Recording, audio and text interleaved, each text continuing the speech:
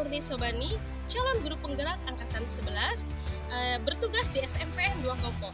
Pada kesempatan kali ini, di video kali ini, saya akan memaparkan diseminasi mengenai budaya positif. Selamat menyaksikan.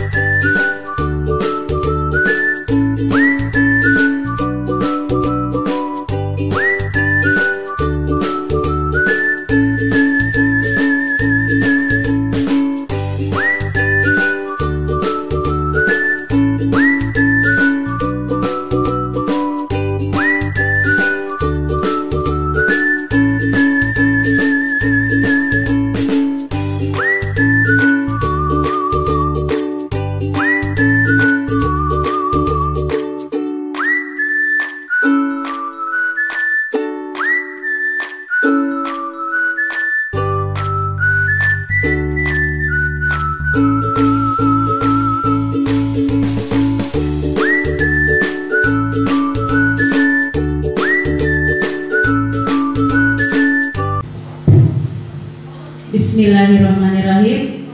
Assalamualaikum warahmatullahi wabarakatuh. Alhamdulillahirrabbilalamin. Wassalatu wassalamu ala asrofil anbiya'i wal mursalin wa ala alihi wa sahbihi ajmain, amma ba'du. Yang terhormat Bapak Kepala Sekolah SMP Negeri 2 Kopo, Bapak Wahyu Fitriana SPD. Yang saya hormati Bapak Ibu Guru peserta diseminasi di SMP Negeri 2 Kopo. Puji syukur kita panjatkan kepada Allah Subhanahu wa Ta'ala yang senantiasa memberikan nikmat kepada kita semua, sehingga pada hari ini kita bisa berkumpul dalam acara diseminasi penyebaran pemahaman budaya positif di sekolah, yaitu di SMP Negeri 2 Kopo. Dalam rangka memenuhi salah satu tugas pendidikan guru penggerak bersama saya Siti Maesaro SPD dan dua rekan saya, yaitu Ibu Murni Sobani SPD dan Ibu Nina Herawati SPD, calon guru penggerak angkatan 11 Kabupaten Serang, Provinsi Banten.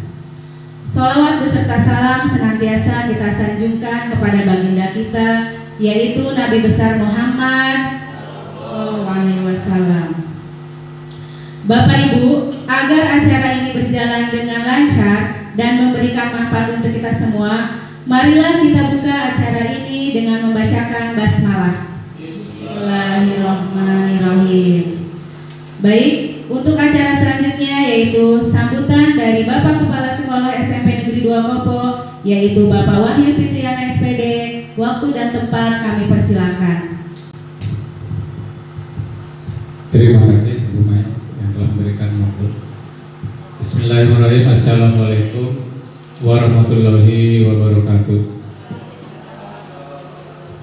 Pertama-tama marilah kita panjatkan puji dan syukur kehadirat Allah Subhanahu wa Ta'ala yang selalu senantiasa memberikan nikmat iman, nikmat Islam, sehat jasmani dan rohani, yang pada kesempatan pula ini kita semua alhamdulillah bisa berkumpul dalam rangka inisiatif dari teman-teman Bapak Ibu dari JDP angkatan 11 yang alhamdulillah mungkin sudah beberapa kali pertemuan di kelompok masing-masing di Karmat Batu atau di Ibadur Rahman ya, yang perbuatannya juga sudah memasuki lokakarya tidak perlu lokakarya ya, juga ngobrol dengan Pak Holik sama Pak Holik kebetulan satu meja kemarin di acara workshop di Cikangen dengan Pak Eko. Alhamdulillah pada kesempatan ini dengan diperkasai oleh teman-teman Bapak Ibu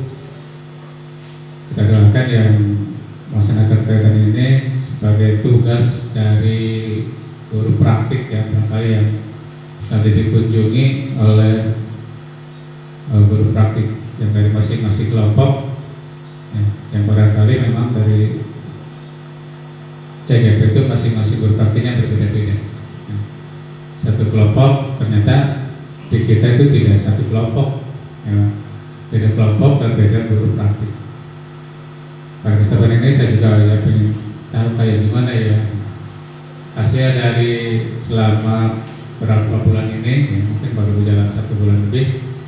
Nah, kita mengetahui hasil positif dari kegiatan CGP yang selalu mungkin teman-teman itu nge-share, like dan komen, juga selalu respon begitu itu. Ya kalau pada saat pegang HP pasti akan langsung di like dan komen. Ya, gitu. Mungkin kan ibu teman tiga itu ngomongnya tidak bosan-bosan, ya pasti akan selalu meminta bantuan ke kita, minimal dari kita aja. Ya sekalipun ke teman satu grupnya pasti akan diserahkan mungkin dia ke satu kelompoknya, yang beberapa orang di sana satu kelasnya mungkin ada beberapa kelompok ya minta bantuan. Ya. Juga kemarin terakhir mungkin ada isian kuesioner juga kami bantu dengan rekan-rekan. Ya. Minimal nilainya baik, ya. Jangan dulu sangat baik. Gitu. Tapi kalau sangat baik nanti tidak ada perubahan. Kalau sangat baik minimal baik. Gitu. Rata-rata kami ngisi di angka 3. Nah, bahkan ada yang 4 dan termasuk Bapak juga ya. Mungkinan ya kalau diakumulasikan 3 koma ya kalau mengingat jumlah poinnya. Jadi mungkin bukan hanya 1 kali mungkin isi kuesionernya ya, mungkin perlu dari 1 kali permintaan pengisian kuesioner itu ya. Karena kan akan dipantau terus oleh PP itu ya sampai sejauh mana ya. Yang jelas kemarin juga lihat di Pak itu ya penilaiannya ada di cepat, serius, sangat ramah di poin penilaian dari guru praktik itu. Juga mungkin dinilai itu baik semuanya. Ya, baik-baik ke bawahnya saya lihat. Karena Pak Halid kemarin memang sambil mendengarkan sambil menilai hasil dari yang binaan dia, jadi sama ketahuan kan gitu. Oh kayak gini mungkin ya guru praktik. Ternyata mungkin dari hasil di lapangan memang ya teman-teman kalian ini ya bukan itu ya, ternyata yang selalu cepat menampilkan itu ya dari itu Bu Maed ya, selalu cepat video yang membuat like and share gitu. Ya. Kalau Bu Mina memang kemarin kendalanya 3 item ya PP, ya CGP, ya PPG ya gitu.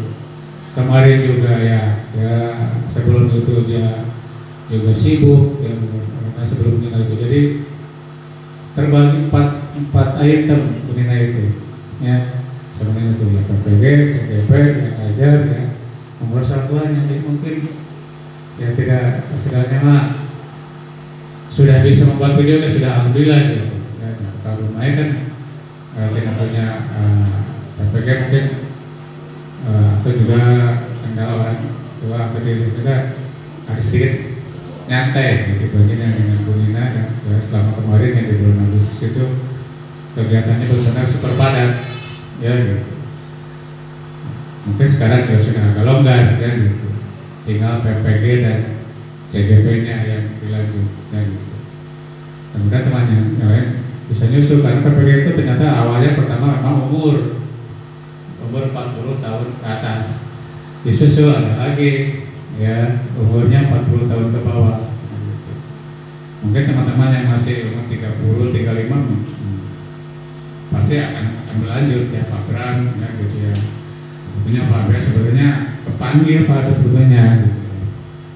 Itu karena mungkin nggak pada kesempatan gitu ya. Cuma hanya itu berdiskusi pada diskusi Pak Bram gitu. Ya. Tapi baiknya lah mungkin bisa jujur bisa sebetulnya ya. Tapi ya karena kan itu pribadinya sendiri ya. Nggak apa-apa PPG nggak lulus, yang penting diangkat jadi PNS, itu yang pentingnya gitu. Makanya di sela-sela itu saya berharap ke Pak Eli tolonglah dari sela-sela tawasulan doakan gitu, kalau bisa istighosah walaupun hanya 1 jam gitu istighosah. Ada baca di Quran kecil, saya sering ikut ya di pengajian Pak Arman. Ternyata istighosah itu lama sampai 3-4 jam. Kan bacanya ada yang 100, dan 129, 33 ya. Ya mungkin ya kalau kita berkorena didoakan oleh 40 orang, kalau kita dalam keadaan suci ya dikabulkan gitu ya. PPG-nya lulus, CGP-nya lulus, teman yang diangkat bisa diangkat gitu. Ya namanya juga kita berusaha ya, gitu, istighosah, tawasulan, ini dipanggil-panggil ya, gitu, didoakan teman-teman kita yang belum lulus P3K bisa langsung ke PNS. Yang ketiga juga dengar di Menpan itu tidak ada lagi istilah P3K sekarang, istilahnya sama ya PNS, karena dari tahun 2000 kemarin yang pensiunan itu puluhan ribu Pak yang pensiun. Kalau dulu kan sifatnya zero growth ya, tambah sulap langsung ya, puluhan ribu se-Indonesia itu tiap tahun ya. Kalau sekarang aja ya, guru dan kepala sekolah di antara 93 SMP, 720 SD, 1 tahun. Ibu, kita lanjut ke acara berikutnya, yaitu yang akan disampaikan oleh rekan saya Ibu Murni Sobani SPD tentang motivasi perilaku manusia dan kebutuhan dasar manusia. Oke, kepada Ibu Murni Sobani dipersilakan. Kasih tepuk tangan dong Bapak Ibu.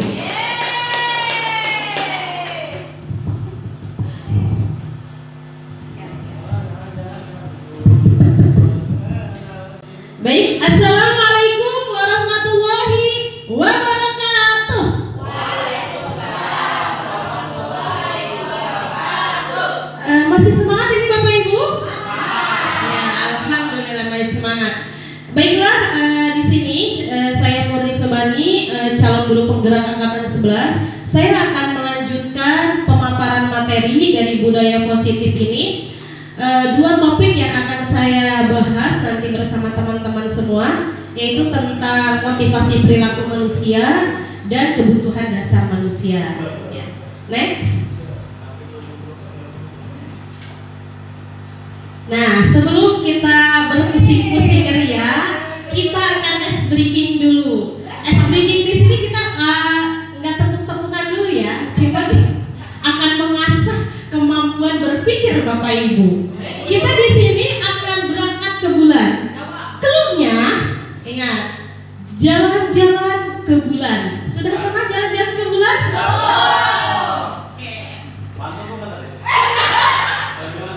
Oke. Sekarang ingat cluenya apa? Jalan-jalan ke bulan.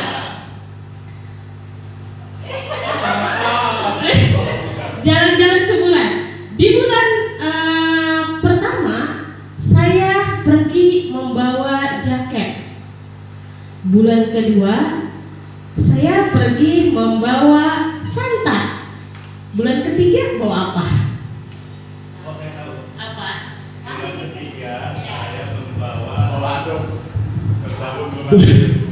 Bulan ketiga saya membawa mikrofon. Oke. Bagaimana Bapak Ibu, betul? Betul, luar biasa. Di sebelah sini, coba bulan keempat bawa apa kita? Apa aja terserah. Buah tangan. Buah tangan, salah.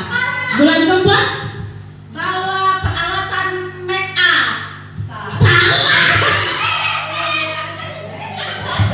Jadi bulan keempat saya akan membawa peralatan make up yang lengkap ya, tetap glowing dan cetak. Salah. Ingat Bapak Ibu, cluenya jalan-jalan ke bulan. Oke. Di bulan pertama Pak Bram ke bulan membawa jambu atau janda aja ya.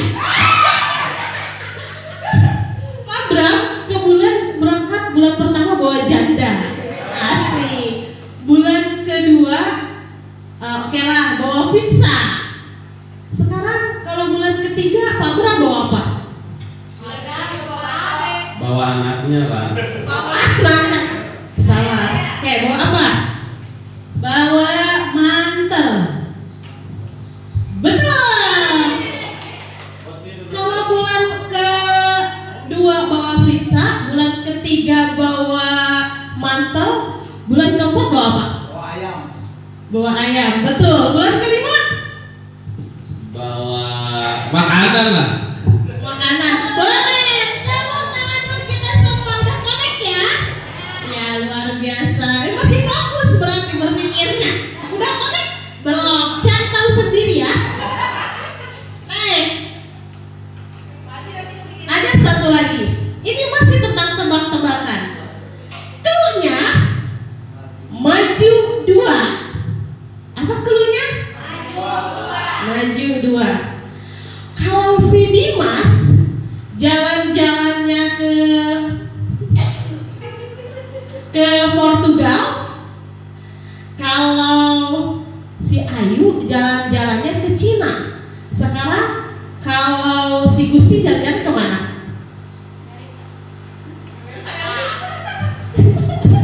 Jalan-jalan kemana kalau si Gusti? Ke Florida deh. Florida. Salah. Ingat cluenya maju 2. Maju 2. Oke.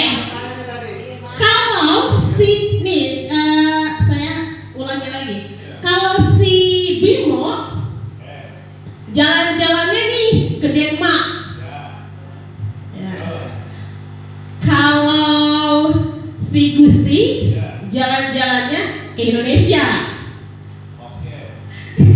Kalau si Siti jalan-jalan ke mana? Ke Amsterdam. Salah. Ke Jakarta. Salah. Ke Utopia. Utopia. Oke, betul. Bagaimana? Sudah connect? Belum. Satu lagi nih, ya. Coba ingat cluenya maju 2.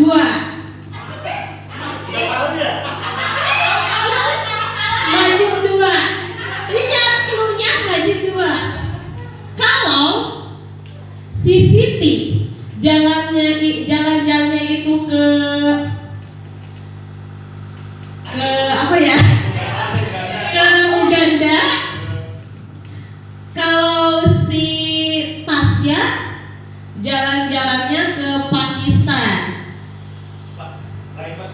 Apa? Vietnam. Ya, Vietnam. Tapi kalau seperti si Dodi jalan-jalan kemana? Dodi jalan-jalan kemana?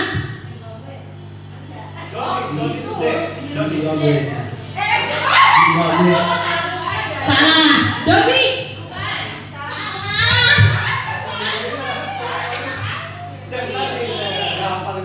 Nah, si Siti jalan-jalannya tadi ke Uganda. Si siapa tadi? Si Bimo jalan-jalannya ke Denpasar. Kalau si Dodi jalan-jalannya kemana? Dortmund. Salah. Atau Yuni tahu jalan si Dodi jalan-jalan kemana? Salah. Salah. Ada apa sih? Atuh Dodi ke Florida dong. Betul. Tepuk tangan untuk Pak Sardin yang connect dan fokus hari ini. Yang tidak tahu PR. Oke, deh ya kita sudah mengulas pikiran. Nah, next. Nah, hari kesempatan kali ini saya akan memberikan pemaparan dari motivasi perilaku manusia. Kita semuanya tahu manusia berperilaku, manusia bertingkah laku atau seseorang melakukan sesuatu karena mereka itu ada motivasinya, ada dorongannya, ya. Ketika Bapak Ibu kata apa Pak Eli tadi membersihkan itu melakukan seperti itu pasti ada motivasinya, ada dorongannya, ya. Ketika Bapak Ibu hendak berangkat ke sekolah tepat waktu, berperilaku konsisten seperti itu, pasti ada dasar yang mendorongin hati Bapak Ibu untuk berperilaku seperti itu. Berikut juga dengan murid. Ketika murid melanggar sesuatu, ketika murid melakukan sesuatu, ada motivasi atau ada dorongan yang keluar dari hati mereka. Nah, hari ini kita akan belajar bagaimana mengenal motivasi perilaku manusia ketika mereka berperilaku. Next. Nah, mari kita tanyakan ke diri kita sendiri, bagaimana kita berperilaku? Pernahkah Anda melakukan sesuatu untuk mendapatkan senyuman dari orang lain? Pernah dong. Caper-caper dikit, pernah dong. Untuk mendapatkan hadiah, pernah kalian bertingkah atau berperilaku untuk mendapatkan hadiah dari seseorang? Entah itu waktu kecil atau waktu masa-masa ABG, atau untuk mendapatkan uang. Ya. Apalagi kira-kira alasan orang melakukan sesuatu? Nah, di sini ada beberapa contoh dorongan seseorang melakukan sesuatu perilaku karena motivasi tersendiri. Ada yang pengen dapat hadiah aja, ada yang pengen dapat uang saja, bahkan ada yang hanya dengan pengen mendapatkan senyuman orang saja. Kamu pernah berperilaku seperti itu? Nah, itu salah satu contoh kecil. Ternyata ketika kita berperilaku itu ada dorongan dari hati kita yang disebut dengan motivasi perilaku. Next. Nah, di sini Bapak Ibu semua ada 3 motivasi perilaku manusia. Yang pertama, untuk menghindari ketidaknyamanan atau hukuman. Nah, kita sering ini menemukan perilaku seseorang atau perilaku murid-murid kita ketika dia berperilaku itu tidak sepenuhnya dari hati, tapi hanya untuk menghindar ketidaknyamanan atau menghindari hukuman saja. Saya nggak mau itu, saya melakukan ini karena nggak mau dihukum Pak Elit saja. Ada kan yang seperti itu pikirannya? Ada saja. Yang kedua, untuk mendapatkan imbalan atau penghargaan dari orang lain. Ketika kita memerintahkan orang lain atau memerintahkan murid, seringkali kita menemukan ada murid atau anak yang meminta imbalan. Dia ingin melakukan sesuatu karena ada imbalan dulu nih. Nah, itu ada motivasi seperti itu. Yang ketiga, untuk menjadi orang yang mereka inginkan dan menghargai diri mereka sendiri dengan nilai-nilai yang mereka percayai. Next. Nah, motivasi yang pertama tadi itu untuk menghindari ketidaknyamanan atau hukuman. Apa sih itu? Ini adalah tingkat terendah dari motivasi manusia. Biasanya orang yang motivasi perilaku untuk menghindari hukuman atau ketidaknyamanan akan bertanya, apa yang akan terjadi apabila saya tidak melakukan itu? Sebenarnya mereka sedang menghindari permasalahan yang mungkin muncul dan berpengaruh pada mereka secara fisik, psikologis maupun tidak terpenuhinya kebutuhan mereka. Bila mereka tidak melakukan tindakan tersebut, motivasi itu bersifat eksternal. Oke, di sini sudah dijelaskan kalau motivasi seperti ini adalah motivasi terendah dari perilaku manusia. Usahakan kita buang jauh-jauh jika masih tertanam dalam hati kita motivasi ini muncul. Kenapa? Karena kita melakukan sesuatu itu karena menghindar ketidaknyamanan atau hanya sebatas menghindar hukuman saja. Ketika kita melakukan sesuatu, saya takut ditegur, jadi berperilaku seperti itu. Nah, jika masih ada di benak kita semua, di hati kita semua, yuk kita sama-sama hapus motivasi tersebut, karena ini adalah motivasi terendah perilaku manusia, gitu ya. Ini juga kita akan mengkaca dari motivasi murid-murid kita. Kenapa sih ketika kita melihat si A melakukan perilaku seperti ini, apakah dia melakukan seperti itu karena takut sama gurunya? Apakah dia melakukan seperti itu karena tidak mau dihukum? Apakah dia melakukan seperti itu karena apa? Nah, itu kita harus bisa menggali sampai sejauh itu sebagai seorang pendidik, ya. Untuk apa? Untuk menghubungkan chemistry antara guru dan murid. Yang selanjutnya, yang kedua, motivasi yang kedua itu untuk mendapatkan imbalan atau penghargaan dari orang lain. Nah, motivasi ini memang jauh satu tingkat dibanding motivasi pertama. Di sini orang berperilaku untuk mendapatkan imbalan dan penghargaan dari orang lain. Orang dengan motivasi ini akan bertanya, apa yang akan saya dapatkan apabila saya melakukannya?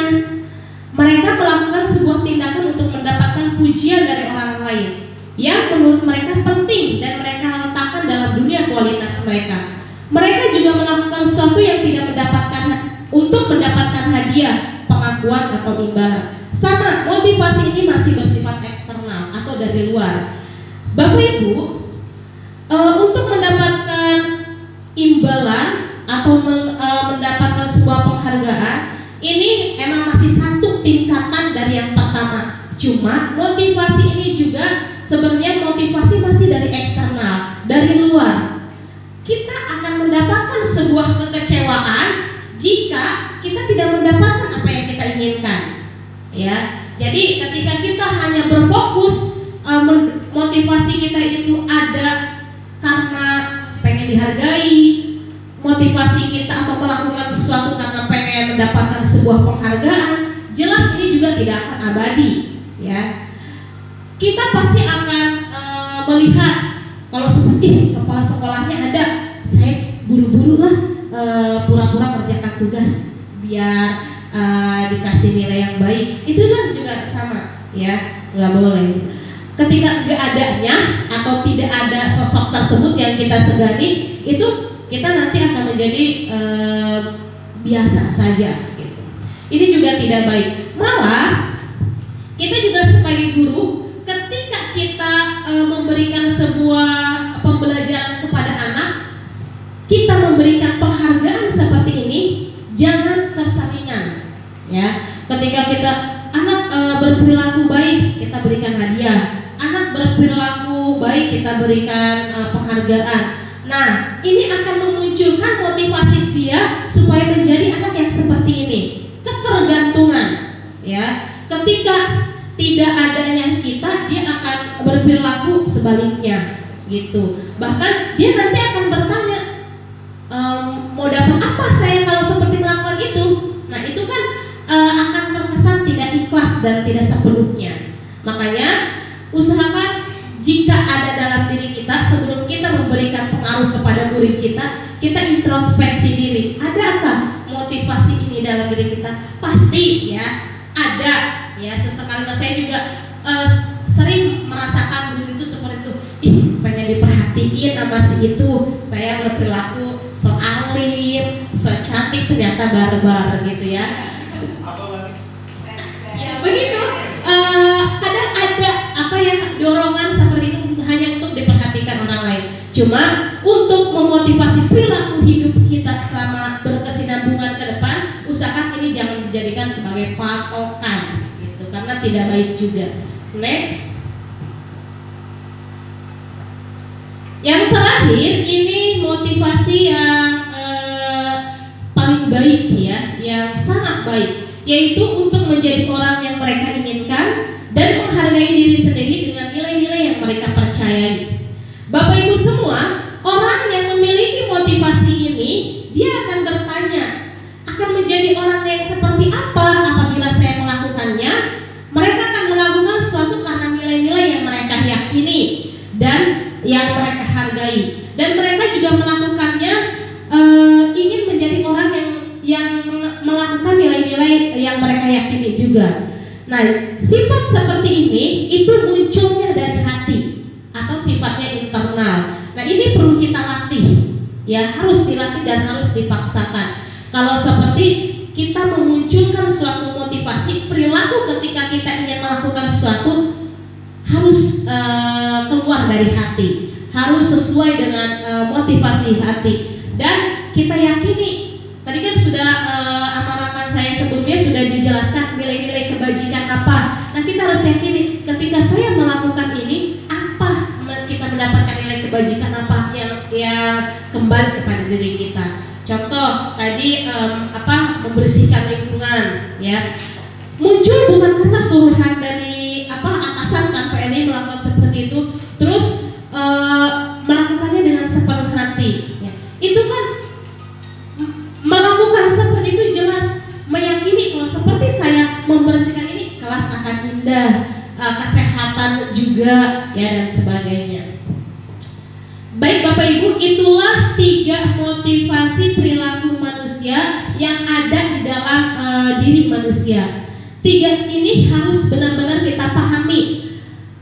Ternyata anak berperilaku itu karena mereka itu memiliki motivasinya. Makanya kita harus menggali, harus jauh lebih pahami kenapa anak berperilaku seperti itu. Dorongan apa sih yang mereka yakini sehingga mereka melakukan seperti itu, gitu. Ya perlu kita luruskan nanti ke anak-anak.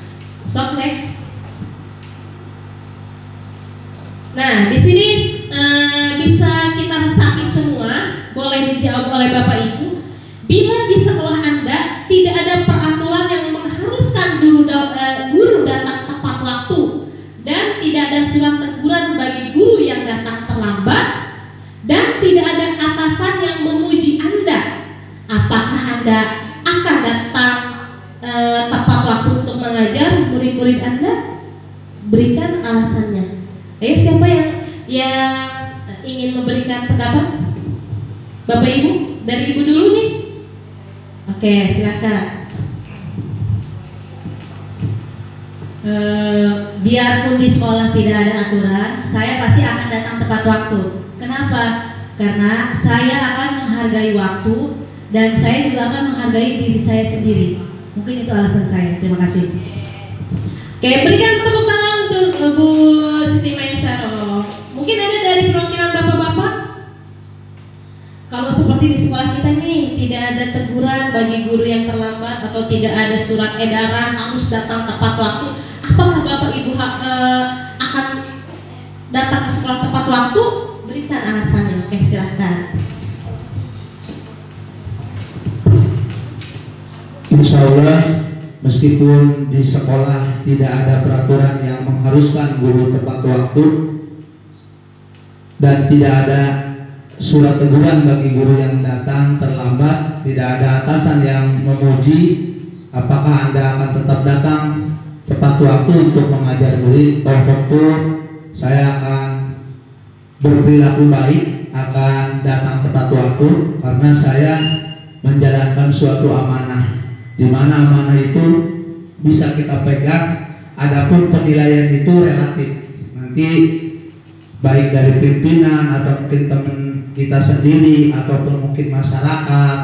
Yang jelas yang kita harapkan ketika kita datang lebih awal atau tepat waktu, setidaknya tadi menjaga amanah yang diberikan oleh orang tua siswa kepada kita agar kita bisa dipercaya. Setidaknya orang tua menitipkan kepada kita ketika beliau datang mengantarkan. Terkadang kan ada orang tua di kita itu yang masuk dengan motornya selonongboi gitu kan. Setidaknya kalau memang dia sudah ada guru, kepercayaan mereka gitu kan kepada kita itu, kepada sekolah, insya Allah bisa terwakili. Meskipun tidak semuanya harus datang pagi misalnya, syukur-syukur harapan, keinginan gitu kan bisa kita komitmen dengan apa yang sudah kita terapkan, jadwal menyambut anak di pagi hari gitu ya. Intinya apa sih yang mengakibatkan Pak Eli misalnya bisa datang tepat waktu atau mungkin guru-guru yang lain? Innama amalu binniyat, ya, tergantung niat kita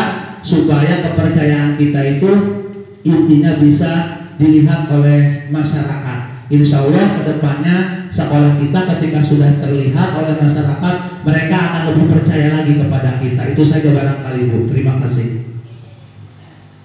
Berikan tepuk tangan untuk Pak Eli. Tepuk salut dulu ya untuk Bu Maya dan Pak Eli. Tepuk salut. Salut, salut. Salut, salut. biasa. Betul sekali yang sudah tadi disampaikan oleh Bu Siti Maisaro dan Pak Eli. Pasti ya semua guru memiliki niatan yang sama, yaitu mau ada teguran, nggak ada teguran, mau tidak ada peraturan, tetap kita harus datang tepat waktu. Kenapa tadi yang sudah disampaikan ke Pak Eli? Karena meyakini tanggung jawab dan amanah yang harus dijalankan oleh setiap perannya gitu. Makanya kalau seperti kita memiliki motivasi yang ketiga, itu kita mengetahui ketika kita berperilaku, kita akan mendapatkan nilai yang seperti apa untuk diri kita gitu, kayak bertanggung jawab, kayak amanah dan sebagainya. Next. Oke, satu lagi nih. Menurut Anda, dari ketiga jenis motivasi tadi, motivasi manakah yang saat ini paling banyak mendasari perilaku murid-murid kita di sekolah? Yang paling banyak bisa dijelaskan. Tadi kan kita sudah membahas nih 3 motivasi, ada karena dia melakukan sesuatu itu karena pengen terhindar dari hukuman, yang kedua karena pengen dapat imbalan, yang ketiga karena meyakini dari nilai-nilai tersebut. Dari sekolah kita, murid-murid kita yang sangat kita cintai ini, motivasi mana sih yang banyak mendasari murid-murid kita berperilaku di sekolah ini dan berikan alasannya? Oke, mungkin dari Bu Mimin.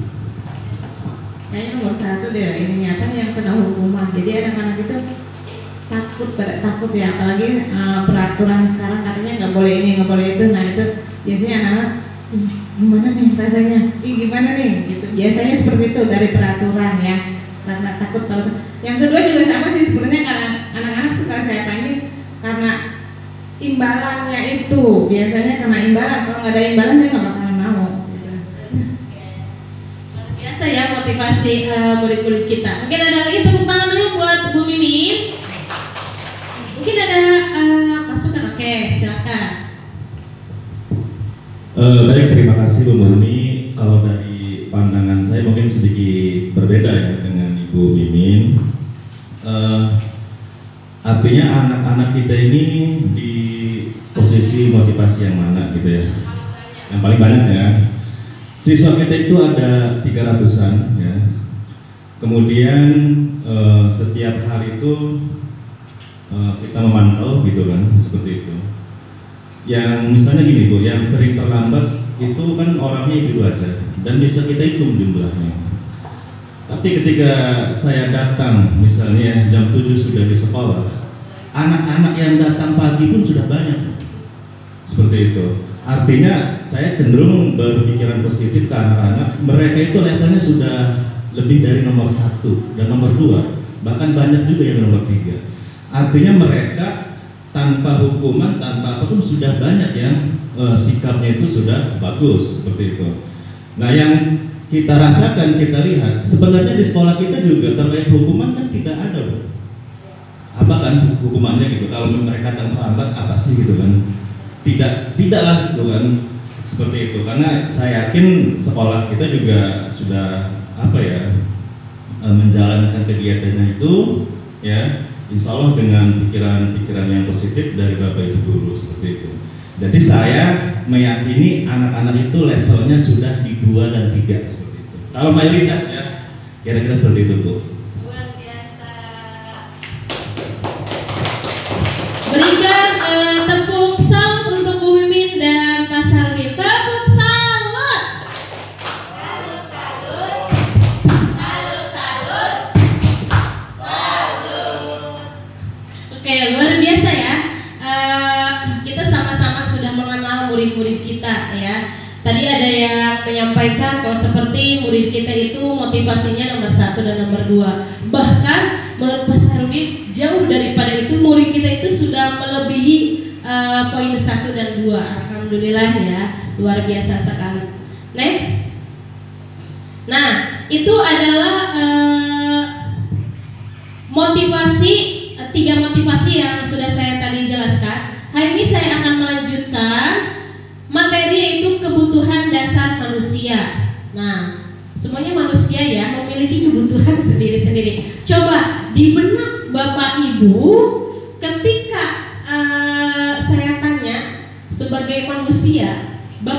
butuh apa? Bapak Ibu butuh apa? Kebutuhan pokok apa? Butuh apa sebagai manusia? Kebutuhan langsung dulu ya. Kebutuhan pokok apa ya? Misalnya Butuh apa sih sebenarnya?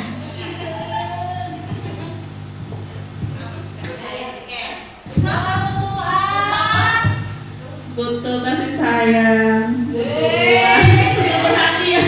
Masya Allah, ini bumi banyak sekali kebutuhannya. Luar biasa, tidak apa-apa. Butuh pengakuan dengannya Bu Murni bahwa saya itu orang hebat misalnya. Luar biasa. Ya, coba dari kaum bapak-bapak dari kayaknya ini kita pilih yang oke, Mas butuh apa? Kalau aku mau butuh kamu gimana?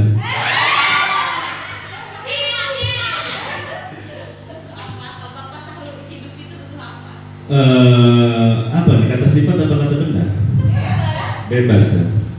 Kalau dari saya ya hidup itu butuh kebahagiaan. Ya. Ini nih yang muda kali ya, kita tanya Pak Ajis itu sebenarnya butuh apa dalam hidup ini? Bapak pengen dengar kebutuhan Pak Ajis itu. Ada, terima kasih Bu. Jadi ya kebutuhan dasar manusia, iya yang pribadi ya, yang lebih ke butuh motivasi aja dari orang-orang terdekat. Luar biasa. Oke, nah di sini Bapak Ibu kita akan membahas ke depan. Sebagai manusia itu kita memiliki kebutuhan. Ada yang tadi memiliki kebutuhan, butuh kasih sayang, butuh dimengerti, butuh uang. Nggak apa-apa, itu kan relatif ya. Ada butuh pengakuan, luar biasa. Nah di sini kita akan belajar ternyata manusia memiliki kebutuhan masing-masing. Apakah itu? Ketika seorang murid juga manusia, suatu perbuatan yang bertentangan dengan nilai-nilai kebajikan atau melanggar sebenarnya dikatakan mereka gagal memenuhi kebutuhan dasar mereka. Nah di sini kita harus mengenal kebutuhan dasar manusia itu ada apa saja. Ada 5. Yang pertama bertahan hidup. Yang kedua kasih sayang, ya, rasa kasih sayang. Yang ketiga merasa diterima atau penguasaan. Yang keempat kebebasan, dan yang terakhir kesenangan. Ya. Nah dari poin kelima ini sebenarnya kita sebagai manusia membutuhkan itu, ya, dan kita juga harus bisa mengenali murid-murid kita ketika mereka berperilaku ternyata kebutuhan ini mungkin mereka tidak cukupi atau tidak terpenuhi. Makanya kita sebagai guru emang tidak terputus dari pekerjaan mengajar saja, tapi kita harus menyeluruh sampai sini mengetahuinya kebutuhan apa sih yang sebenarnya peserta didik butuhkan gitu. Next. Nah,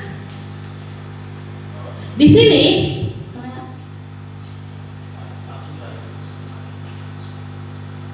yang pertama, kebutuhan pertama itu kebutuhan bertahan hidup atau biasa disebut survive, ya, survival. Adalah kebutuhan yang bersifat psikologis untuk bertahan hidup. Misalnya kesehatan, rumah, makanan. Kebutuhan biologis sebagai bagian dari proses reproduksi termasuk juga kebutuhan ya untuk bertahan hidup. Kalau semisal di sini kurang belayar, ini mungkin ini kurang ini ya. Kompetensi psikologis pada kebutuhan ini meliputi kebutuhan akan perasaan aman, gitu ya. Ya, jadi kalau seperti kita harus mengkaca diri kita ataupun murid-murid kita ketika mereka kurang kebutuhan hidup ini, kurang dari tempat tinggalnya, kurang dari makanannya, kurang dari pakaiannya, mungkin mereka akan berpengaruh terhadap perilaku mereka di dalam sehari-hari. Ya, kita harus sedalam ini tahunya.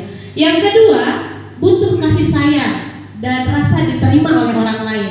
Apa sih ini butuh kasih sayang di sini? Yaitu kebutuhan ini dan 3 kebutuhan berikutnya termasuk kebutuhan psikologis biologis. Kebutuhan untuk disayangi dan diterima meliputi kebutuhan akan hubungan dan koneksi sosial, kebutuhan untuk memberi dan menerima kasih sayang, dan kebutuhan untuk merasa menjadi bagian dari suatu kelompok. Kebutuhan ini juga meliputi keinginan untuk tetap terhubung dengan orang lain, seperti teman, keluarga, pasangan hidup, teman kerja, dan lain-lain. Nah, di sini jelas, walaupun sepintas seperti sepele, kasih sayang itu ini pengaruh sekali. Orang yang kurang kasih sayang, kurang perhatian, ini bahkan akan imbasnya mereka itu mencari perhatian kepada orang lain. Termasuk murid-murid kita. Jika murid-murid kita di rumah kurang kasih sayang orang tuanya, kurang perhatian orang tua, dia akan berperilaku dan mencari perhatian dari orang lain yang menurut mereka berperilaku itu benar untuk mendapatkan kasih sayangnya. Nah, kebutuhan ini juga harus kita benar-benar telusuri dari kebutuhan murid. Selanjutnya, yang ketiga, kebutuhan penguasaan. Apa sih ini kebutuhan penguasaan di sini? Yaitu kebutuhan ini berhubungan dengan kekuatan untuk mencapai sesuatu, ya. Seperti ingin menjadi kompeten, menjadi terampil, diakui atas prestasinya, dan keterampilan kita didengarkan dan dimiliki rasa harga keterampilan memiliki rasa harga diri. Kebutuhan ini meliputi keinginan untuk dianggap berharga oleh orang lain. Nah, banyak juga di sini manusia-manusia yang pengen diakui keberadaannya, pengen diakui kalau seperti saya itu bisa dan mampu. Nah, kebutuhan-kebutuhan ini juga bisa berpengaruh membuat perilaku murid-murid kita untuk melakukan sesuatu supaya mereka merasa diakui kalau seperti saya bisa, gitu. Yang selanjutnya itu kebebasan, kebutuhan kebebasan. Karena apa ini kebutuhan bebas ini? Kebutuhan akan kemandirian, otonomi, memiliki pilihan dan mampu mengendalikan arah hidup seseorang. Anak-anak dengan kebutuhan kebebasan yang tinggi menginginkan pilihan, mereka perlu banyak bergerak, suka mencoba-coba, tidak terlalu terpengaruh orang lain, dan senang mencoba hal baru dan menarik. Nah, di sini juga Bapak Ibu, kalau seperti murid-murid kita merasa bosan di kelas, merasa uring-uringan ketika kita mengajar di kelas, itu mungkin kebutuhan ini yang mereka butuhkan, yaitu butuh kebebasan, ya. Artinya cara mengajar kita perlu dibebaskan keluar, dan tidak perlu di kelas aja, atau dengan menggunakan cara-cara yang lain. Yang selanjutnya, yang terakhir, ini adalah kesenangan. Kebutuhan kesenangan ini adalah kebutuhan akan kesenangan untuk mencari kesenangan, bermain, tertawa, bayangkan hidup tanpa kenikmatan apapun. Betapa menyedihkan anak-anak dengan kebutuhan dasar kesenangan yang tinggi biasanya ingin menikmati apa yang mereka lakukan. Jadi, Bapak Ibu, di sini ada sebuah kasus, yaitu nanti kasusnya akan saya bacakan dari pemaparan yang sudah saya tadi berikan. Kira-kira dari kasus ini kebutuhan apa yang belum terpenuhi? Ya, saya bacakan ya kasusnya. Ibu Julaiha, guru wali kelas 9A, sedang bingung menghadapi ulah salah satu murid di kelasnya, yaitu Tommy. Beberapa anak telah mengeluhkan sikap Tommy yang seringkali meminta bekal makan siang dengan paksa. Jika Anda menghadapi situasi seperti ini sebagai Ibu Zulaiha, apa yang Anda akan lakukan? Oke, apa kira-kira ya alasan Tommy melakukan seperti itu? Kebutuhan dasar apa yang sebenarnya Tommy tidak penuhi? Oke, siapa yang mau menjawab? Oke, Pak Bram, silakan. Copyright. Ya, menurut saya tadi kita ulang lagi ya. Jadi si Tommy ini kurang perhatian dari orang tua, sehingga Tommy ini mengambil bekal makanannya. Ya, mungkin segitu aja Bu Murni, terima kasih. Oke, luar biasa, tepuk tangan dong. dari kasus ini Tommy itu kurang perhatian dari orang tuanya, kurang adanya rasa kasih sayang dari orang tuanya sehingga dia berperilaku seperti itu. Ada lagi mungkin? Silakan Kak Sahrudin. Baik, terima kasih Bu Murni ya. Kalau tadi melihat Tommy ya dari sisi Pak Bram bahwa Tommy itu kurang sayang dari orang tuanya. Mungkin saya melihatnya bahwa Tommy ini kurang makan Bu ya, garis miring ya kelaparan lah, sehingga dia ya ingin memenuhi kebutuhan hidupnya ya atau kebutuhan bertahan hidup. Jadi dia terpaksa meminta bekal yang dibawa oleh temannya. Kira-kira seperti itu dari saya Bu. Luar biasa pemaparan Pak Sahrudin dan Pak Bram. Kita berikan tepuk salut. Salut, salut. Salut, salut. Salut. Luar biasa. Mungkin bisa jadi dari kasus ini memiliki banyak kemungkinan alasan Tommy melakukan sesuatu. Next. Nah, di sini sudah saya tuliskan alasan kemungkinan yang dilakukan Tommy. Yang pertama, alasan pertama mungkin karena dia lapar. Benar tadi yang sudah disampaikan oleh Pak Sahrudin. Dan orang tuanya tidak membawa bekal makan siang, maka kebutuhan dasar yang belum terpenuhi itu adalah survive atau bertahan hidup. Alasan yang kedua, karena ia itu merasa senang ketika temannya memperhatikannya. Temannya melaporkan tindakannya kepada guru dan gurunya melaporkan kepada orang tuanya, sehingga orang tuanya memperhatikan perilaku Tommy. Nah, dari kasus ini Tommy ini memiliki kebutuhan yang belum terpenuhi, itu kebutuhan kasih sayang. Sama halnya tadi yang disampaikan oleh Pak Bram ya.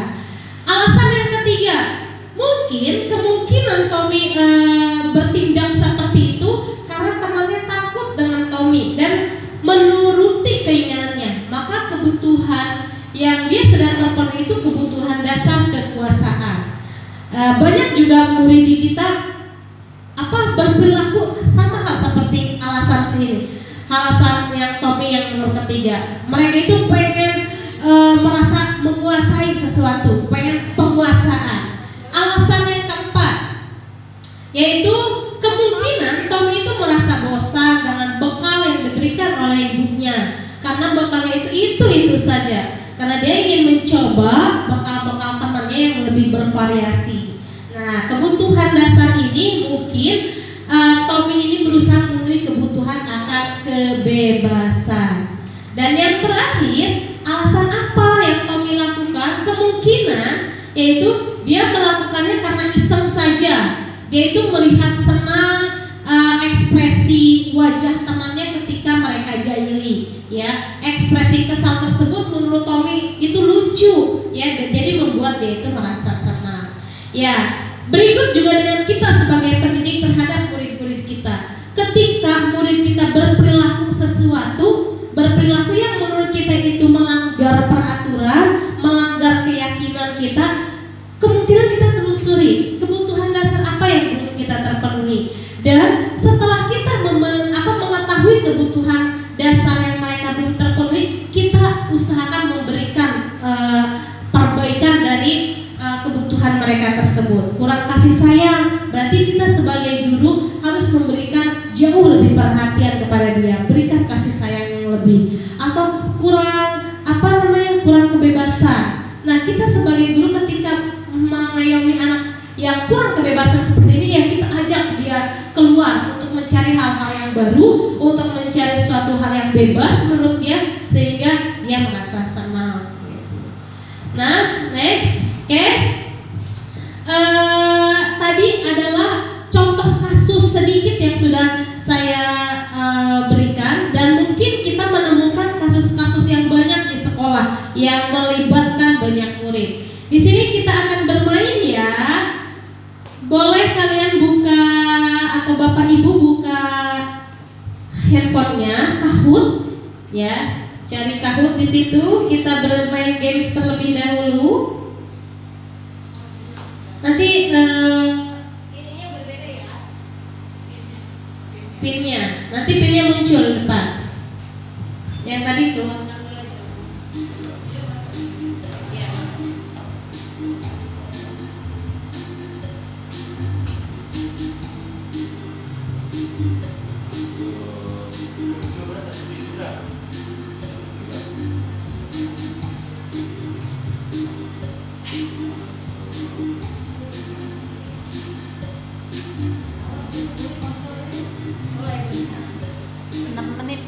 Oke,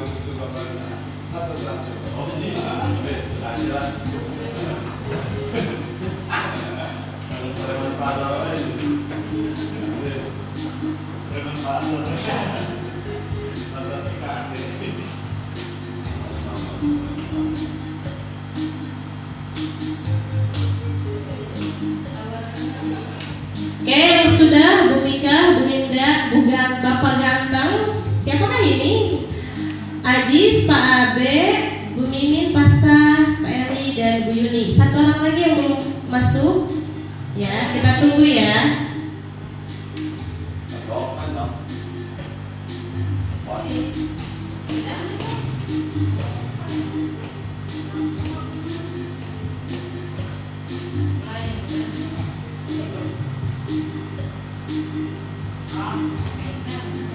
Kita mulai ya. Siap-siap.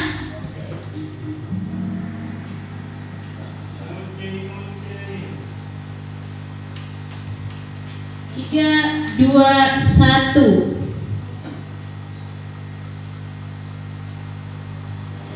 Ibu guru bilang, aku tidak boleh bersenandung sewaktu mengerjakan tugas. Katanya kelas harus tenang, tidak ada suara. Nah, kebutuhan apa kira-kira yang muncul? Kesenangan yang merah, kebebasan ke saya bertahan hidup. Ayo, silakan masih datang.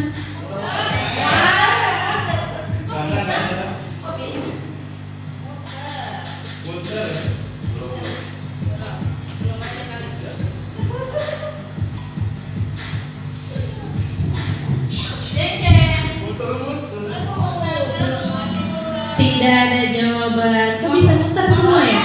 Waktu sudah habis. Emang cuma 30 detik ya Bapak Ibu, tidak apa-apa. Ya. Makanya coba lebih dikuatkan lagi internetnya. Next. Di sini masih semuanya kosong ya. Lagi Bu, seru nih. Iya, sok nanti berikutnya nih soal kedua. Silakan siap-siap ya.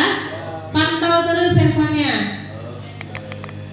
Ibu guru tidak menyapaku hari ini, padahal aku pakai jepit rambut baru.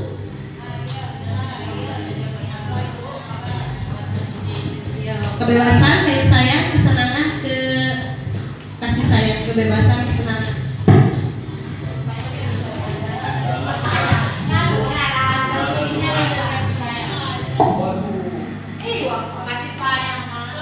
Waktu habis.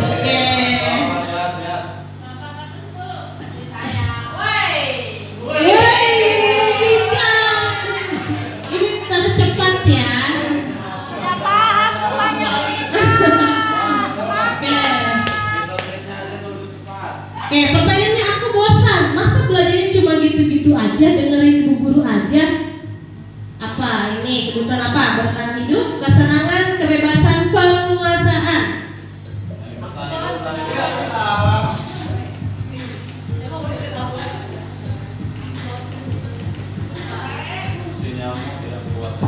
Baru 8 orang. Kebebasan. Coba. Bu Yuni, luar biasa.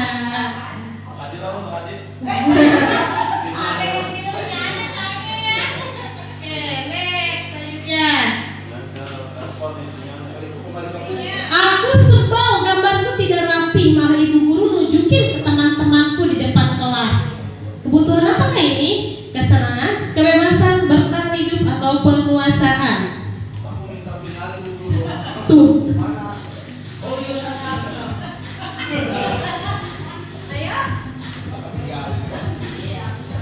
Gambarku tidak rapi, malah ibu guru tunjukin ke teman-teman di kelasku. Oke, siapakah ini? Weh, masih dijuarai oleh Ibu Yuni. Luar biasa. Oke, terakhir nih, soal terakhir. Gaya ngomongnya Pak Dion itu menonton sekali ya, bosan jadi mendengarnya. Saya pikir tidak akan selesai ngomongnya. Nah, kebutuhan apa? Penguasaan, kasih sayang, kebebasan, kesenangan. jawaban. Apa sih? Tahu. Ya, 10 detik lagi. Siapa yang cepat? 7, 8. Oke. Kalau sengaja dengerin. Juara ketiga Ibu Yuni. Juara kedua siapa ini? Pak Aji. Yang pertama ini kita lihat. Luar biasa. Ya. Nah itu bagaimana permainannya, seru? Ya. Itu kita sudah melatih dari beberapa kasus contoh-contoh soal tadi dengan memenuhi kebutuhan dasar manusia. Sudah sedikit lebihnya paham ya kebutuhan dasar manusia yang harus dimiliki. Oke.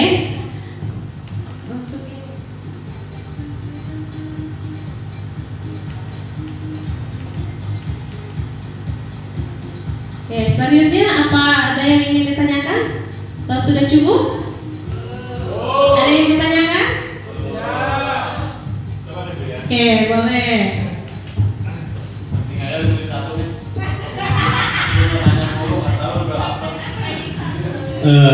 Baik, terima kasih waktunya ya Ibu Murni. Terima kasih juga tadi sudah disampaikan paparan terkait dengan kebutuhan dasar manusia ya, kebutuhan dasar kita sebagai guru, kebutuhan dasar anak-anak ya, anak-anak di sekolah kita. Alhamdulillah dari pemaparan tadi ada informasi yang bisa kita terima. Pertanyaannya Bu Murni, ya, mohon maaf, artinya kan ada 5 ya kalau tidak salah yang saya tangkap itu terkait kebutuhan anak-anak itu. Nah, artinya ketika kita melihat anak-anak tanda kutip ya kita pikir bermasalah kan, tentu kita harus banyak menggali informasi kan terkait dengan sikap atau tingkah laku anak-anak. Nah, kemudian yang ingin saya tanyakan relevansinya ya, artinya di awal kita sudah ada keyakinan kelas, kemudian keyakinan sekolah gitu. Relevansinya dengan dengan kebutuhan anak-anak yang beragam ini gitu ya. Nanti apa yang harus kita lakukan gitu kan, layanan terbaik untuk anak-anak gitu kan, sesuai dengan apa yang disampaikan oleh Ki Hajar Dewantara, artinya anak-anak itu biar selamat bahagia gitu kan, seperti itu. Apa yang harus kita lakukan, mulai dari mana gitu, melihat atau kita menyikapi berbagai kondisi di tengah-tengah sekolah kita. Baik, terima kasih. Terima kasih atas pertanyaan yang luar biasa Pak Sahrudin. Oke, Bapak Ibu Guru, tadi Pak Sahrudin menanyakan dari yang sudah saya paparkan kebutuhan dasar manusia, motivasi perilaku manusia, mengenai relevansinya dari yang sudah dipaparkan oleh Bu Mai, budaya positif, betul, dari pemaparan yang sebelumnya. Oke, di sini kita sama-sama tadi sudah mendengarkan paparan dari Bu Siti Maisaro tentang disiplin positif, menggunakan keyakinan sekolah atau keyakinan kelas, kebutuhan dasar manusia, motivasi perilaku manusia. Ini sebenarnya kalau seperti kita ini masih sangat relevansi untuk menggali, mengaitkan informasi seputar murid-murid dan murid. Karena pada dasarnya pendidikan itu kan orientasinya ke murid, ya. Nah, jadi begini, ketika kita ingin membuat sebuah disiplin positif yang sudah tadi dipaparkan oleh Bu Siti Maisaro, dengan meyakini keyakinan-keyakinan yang sudah diyakini atau disepakati oleh sekelompok orang, ya. Nah, ketika kita menemukan seseorang itu yang memiliki perilaku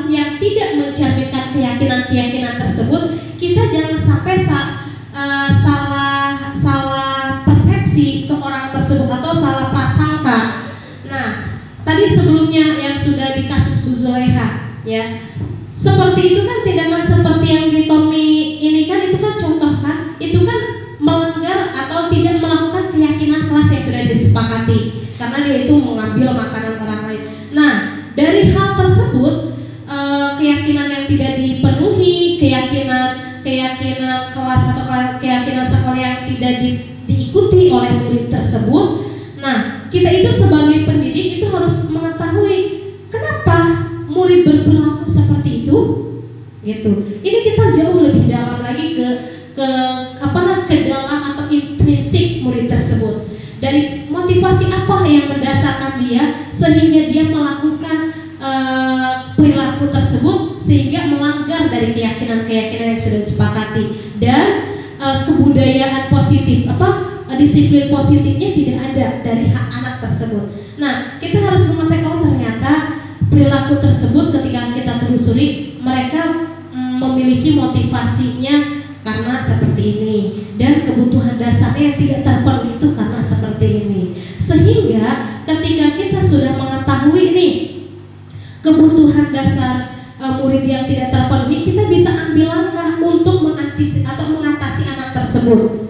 Apa yang sebenarnya mereka sangat butuhkan dari kebutuhan dasar yang belum terpenuhi. Dan pada dasarnya sudah di awal sudah saya indikan, anak-anak ketika melakukan suatu perilaku yang di luar daripada keyakinan dan melanggar disiplin positif, itu mereka karena ada dorongan tersendiri, ya, dorongan tersendiri yang mereka lakukan, motivasi apa yang mereka lakukan, dan itu kita perlu gali. Ketika kita sudah tahu motivasinya apa, butuhnya apa, nanti kita sebagai pendidik bisa memberikan solusi sesuai dengan kebutuhannya. Jadi tepat sasaran, ya. Kadang kan kita menemukan seorang siswa atau seorang murid dia itu berperilaku tidak baik atau sering datang terlambat, contohnya sering datang terlambat.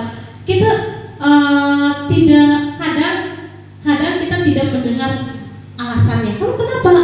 Karena mengaji, ya, sering karena mengaji, Pak, saya dikobong, jadi saya ngajinya itu sampai malam atau nanti pagi-pagi saya sorogan lagi. Nah, setelah seperti itu kan kita tahu tuh alasan dia. Nah, nanti belum sampai ke seperti itu kita untuk menyikapi murid tersebut.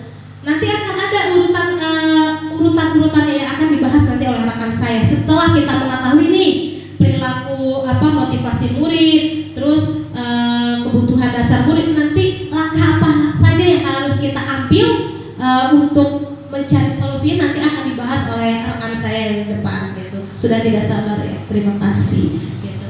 Jadi masih ada kesangkut pautan sampai ke topik terakhir untuk kita menciptakan budaya yang positif ini. Karena kan untuk menciptakan budaya positif yang sudah dipaparkan oleh Bu Maya itu ada 6 poin, dan semua dari 1 sampai ke 6 poin itu berkesinambungan, gitu.